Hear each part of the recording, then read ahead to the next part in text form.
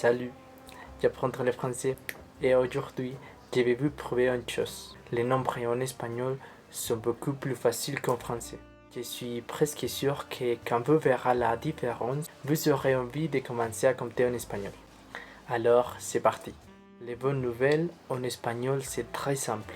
Après avoir appris les nombres de base, 1, 2, 3, 4, 5, 6, 7, 8, 9, 10. La logique continue presque toujours. Par exemple, 30, 31, 32, 33. Le mot I signifie simplement et. C'est tout. Vous connaissez les dizaines 20, 30, 40, 50, 60, 70, 80, 90. Alors, vous connaissez presque tous les nombres. Maintenant, regardons le français. En français, tout va bien jusqu'à 60. Et là, quelqu'un a décidé que la logique c'était terminée.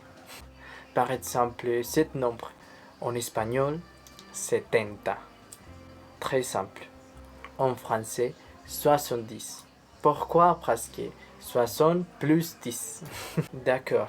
Et 71, 72. À ce moment-là, les étudiants étrangers commencent déjà à réfléchir très fort. Mais attendez, le meilleur arrive. En espagnol, 80. Une seule parole. Seulement une seule parole. En français, 80. 4 fois 20. Pourquoi 4 fois 20? Je ne sais pas, je ne suis pas responsable. En espagnol, 90. Facile. En français, 90. 90. Donc, 80 plus 10.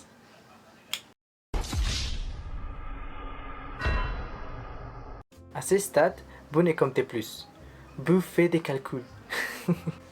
Heureusement, en espagnol, pas de multiplication, pas d'addition, pas de calcul mental, seulement des mots. C'est ça. Maintenant, essayons ensemble. Comment dit-on? 74.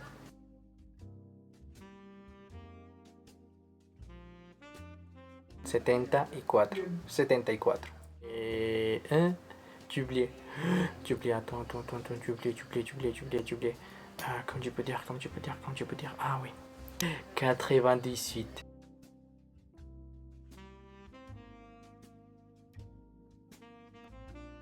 En espagnol, 98.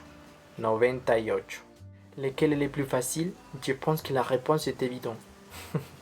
Bien sûr, chaque langue a ses particularités, et c'est justement ce qui la rend intéressant.